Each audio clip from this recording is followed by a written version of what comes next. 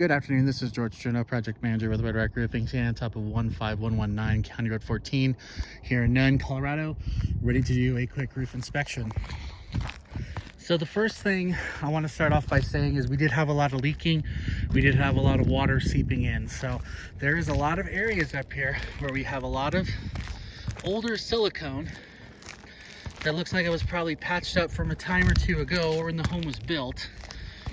Okay, so a lot of stuff like this is definitely going to be my first indicator is to water coming through. Now, this slope here is under a 412. It is actually a 212, and I can provide that pitch gauge for you.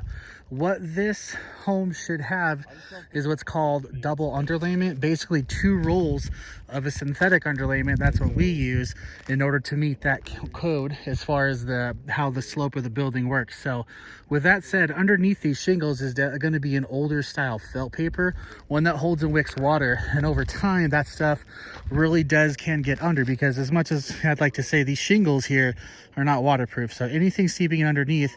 You said you had multiple leaking points throughout the house, and I definitely would believe that by seeing these silicone, because a lot of them are starting to crack and letting any kind of water, snow that's stagnant up here, get in. Underneath this, you have a ridge vent up here, which is great. I mean, this is a really good system as far as ventilating an attic space properly. But when you come to the area where there's not a ridge vent, underneath here, if you hear me walking, that is an open hole and a metal piece that is underneath. Now let me lift up this area really quick. You can see it right there, and you can see the gap that it has. Again, same thing as ridge cap as far as shingles go. Water can seep in underneath here, and these are actually really easy to pull up. You just saw me do that. And so when it gets underneath, just able to come right down in there. So that piece of metal definitely should not be there. Something that we'll want to take off and get redone in the replacement. Now this is an older 3-tab shingle. These ones are a lot more prone to wind damage. And out here, I would say this home definitely gets blasted by a lot of wind. All the penetrations up here, let me come back to this one where we can see some actual visible damage, sorry. These two especially are failing. You can see how the seal here, it should look like this. It's punched through. There's a nice big size gap there.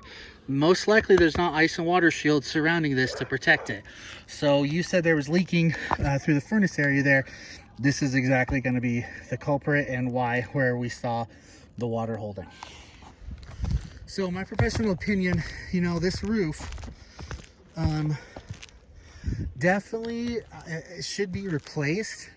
There's not necessarily signs of storm damage, but a lot of builder code options up here that have failed and have caused the attic space and the home to take on water. So a lot of red flags. Definitely need to get some updated products on this in order to prevent that problem from happening again. So again, this is George with Red Rock Roofing. Very much appreciate the opportunity to get up here and bring you up to speed. I am going to go ahead and sign off.